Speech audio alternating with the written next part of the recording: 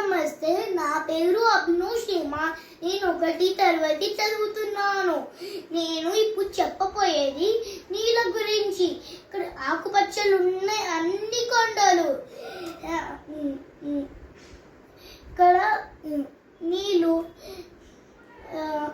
నీళ్ళు నీళ్ళు పోతుంటాయి.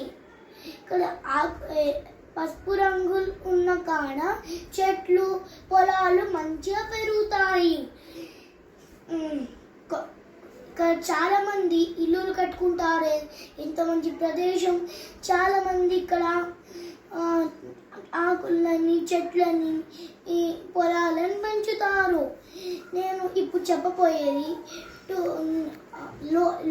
లోయ గురించి, 2 లోయ గురించి చెప్పబోతున్నాను. ఒకటి 2 కొండల మధ్య నుంచి వెళ్ళేది విలోయ, ఇంకోటి దగ్గర నుంచి చాలా దూరం నుంచి వెళ్ళే లోయ యు లోయ.